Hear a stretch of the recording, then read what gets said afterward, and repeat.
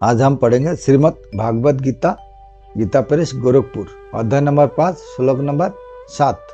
आप लोग ध्यान पूर्वक सुनिए। संबंधो, अब भगवान कर्मयोगी के लक्षणों का वर्णन करते हैं। इंद्रिय वश में होने का तात्पर्य है इंद्रियों का राग देश से रहित होना। राग देश से रहित होने पर इंद्रियों में मन को विचलित करने की शक्ति नहीं रहती। साधक उसको अपने मन के अनुकूल चाहे जहाँ लगा सकता है। कर्मयोगी कर्मयोग के साधक के लिए इंद्रियों का वश में होना आवश्यक है। इसलिए भगवान कर्मयोग के प्रकरण में इंद्रियों को वश में करने की बात विशेष रूप से कहते हैं। जैसे कर्मयोगी कर्मों के साथ अधिक संबंध रहता है, इसलिए इंद्रिय वश में ना होने से उसके विचलित होने की संभावना रहती है। कर्मयोग के साधन में दूसरे के हित के लिए सेवा रूप से कर्तव्य कर्म करना आवश्यक है, जिसके लिए इंद्रियों का वश में होना बहुत जरूरी है। इंद्रिय वश में हुए बिना कर्मयोग का साधन होना कठिन है। विशुद्धात्मा अंतकरण की मलिनता में हेतु है सांसारिक पदार्थों का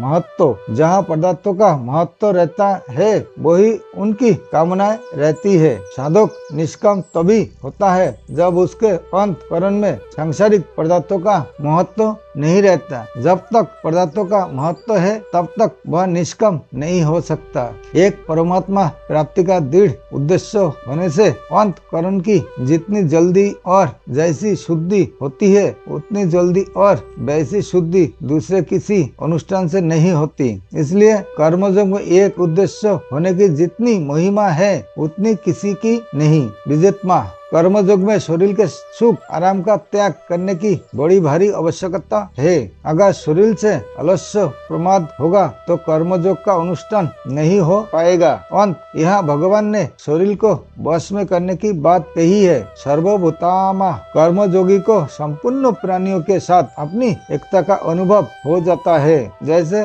शरीर के किसी एक अंग में चोट लगने से दूसरा अंग उसकी सेवा करने के लिए सहज भाव से किसी अभिमान के बिना कृतज्ञता चाहे बिना सत लग जाता है, ऐसे ही कर्मयोगी के द्वारा दूसरे को सुख पहुंचाने की चेष्टा सहज भाव से किसी अभिमान या कामना के बिना कृतज्ञता चाहे बिना सत होती है। वह सेवा करने के लिए किसी भी प्राणियों को अपने से अलग नहीं समझता, सबको अपने ही अंग मानता है। जैसे अपने शरीर में भिन्न भिन्न अवयव से भिन्न भिन्न व्यवहार होने पर भी सब अवयव के साथ अपनापन समान एक ही रहता है। ऐसे ही कर्मयोगी के द्वारा मर्यादा के अनुसार संसार में यथायोग्य भिन्न भिन्न व्यवहार होने पर भी सबके साथ अपनापन समान रहता है। अपना राग मिटाने के लिए सर्वभूतात्मा होना अर्थात सब प्राणियों के साथ अपनी एकता मानना बहुत आवश्यक है। कर्मयोगी का स्वभाव है उदारता।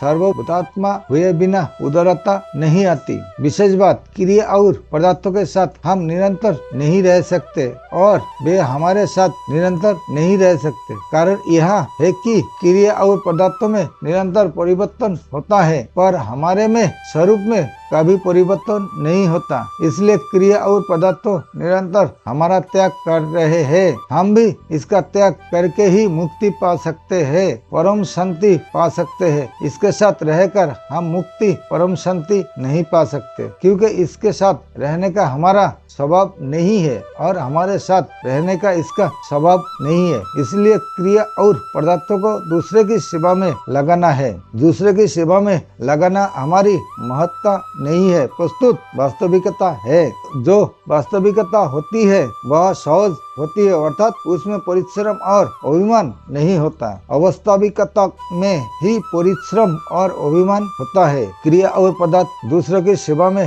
तभी लग सकते हैं जब हमारे में उदारता आ जाए। यहाँ ध्यान देने की बात है कि उदारता हमारा स्वरूप है। इसलिए उदारता में ना तो धन खर्च करने की आवश्यकता है और ना परिश्रम करने की आवश्यकता है। आवश्यकता केवल इसी बात की है कि हम सुखी को देखकर प्रसन्न हो जाए और दुखी को देखकर करुणित दयालु हो जाए। हृदय में यह करुणा पैदा हो जाए कि यह सुखी कैसे हो। सुखी को देखकर ऐसा भाव हो जाए कि सभी सुखी हो जाए और दुखी को देखकर ऐसा भाव हो जाए कि कोई दुखी ना रहे। भगवान ने भोग और संग्रह को साधन में बाधक बताया है। गीता दूसरे अध्याय का 44वां श्लोक, सुखी को देखकर प्रसन्न होने से भोग भोगने की इच्छा मिट जाती है, क्योंकि भोग भोगने में जो सुख मिलता है वह सुख हमें दूसरों को सुखी देखकर विशेषता से मिल जाएगा, तो हमें भोग भोगने की आवश्यकता नहीं रहेगी। दुखी को देखकर दुखी होने से संग्रह करने की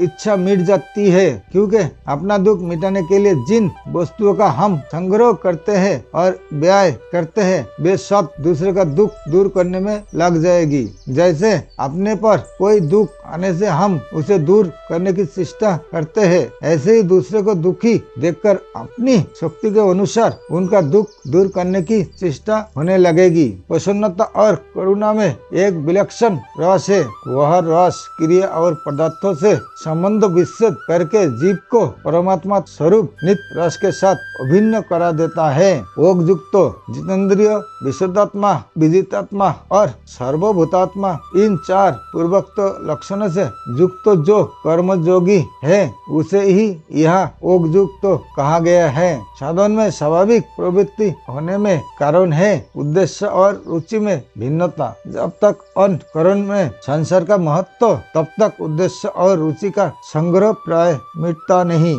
उद्देश्य अविनाशी परमात्मा का होता है और रुचि प्राय नाशवान संसार के प्राणी, पदार्थ, परिस्थिति आदि की होती है। उद्देश्य और रुचि अभिन्न हो जाने पर साधन सत तेजी से होने लगता है। यह योग युक्त पद ऐसे कर्मयोगी के लिए आया है जिसका उद्देश्य और रुचि अभिन्न हो गई है, अर्थात उद्देश्य और रुचि दोनों एक परमात्मा में ही हो गए हैं। उत्पन्न और नष्ट होने वाला फल किंचित मात्र भी ना चाहे तभी कर्मयोग होता है। फल और उद्देश्य दोनों भिन्न भिन्न होते हैं। कर्मयोगी में फल की इच्छा तो नहीं होती पर उद्देश्य अवश्य होता है। कर्मयोगी का उद्देश्य वही होता है जो सबको मिल सकता है और सदा साथ रहता है, जो किसी को मिलता है किसी को नहीं मिलता और कभी रहता है कभी नहीं रहता है, वह उसका उद्देश्य नहीं होता है। इस दृष्टि से उद्देश्य सदा परमात्मा तत्व का ही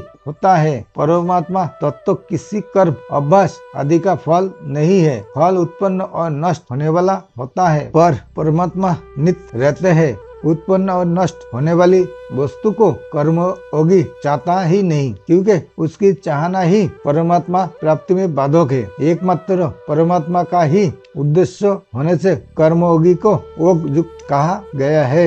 यहाँ जिसे योग युक्त कहा गया है उसे ही छठे अध्याय के 4 श्लोक में उगारूर कहा गया है।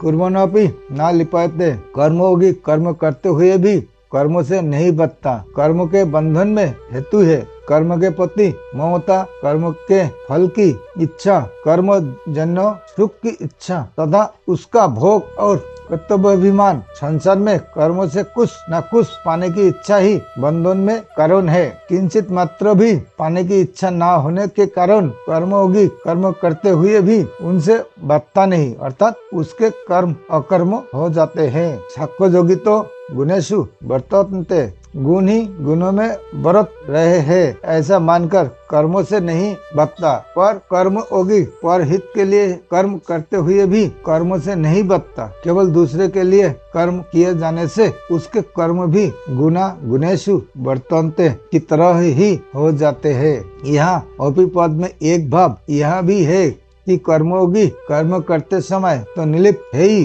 कर्म ना करते समय भी वह निलिप्त है। गीता 4 अध्याय का 18वां श्लोक, उसका कर्म करने अथवा ना करने से कोई प्रयोजन नहीं रहता। गीता 3 अध्याय का 18वां श्लोक, वह सदा ही निलिप्त रहता है। तात्पर्य है कि साक्ष्य योगी जड़ता का त्याग करके चिन्मयता के साथ अपनी एकता मानता है और कर्मयोगी अपने कहलाने वाले शरीर, मन, इंद्रिया आदि की संसार के साथ एकता मानता है, अर्थात पदार्थ, शरीर, मन, इंद्रिया आदि को और अपनी क्रियाओं को अपनी नहीं मानता, किंतु उनको संसार की और संसार के लिए ही मानता है। कर्मयोगी जब पदार्थ, मन, बुद्धि आदि को और उनकी क्रियाओं को केवल संसार के ही मानता है, तो फिर उनके द्वारा किसी का हित हो गया, किसी को सुख पहुंचा, किसी का उपकार हो गया, तो वह मैंने किया, मेरे द्वारा ऐसा हुआ, ऐसा कैसे मान सकता है? नहीं मान सकता। इसलिए वह कर्म करता हुआ भी कर्ता नहीं होता,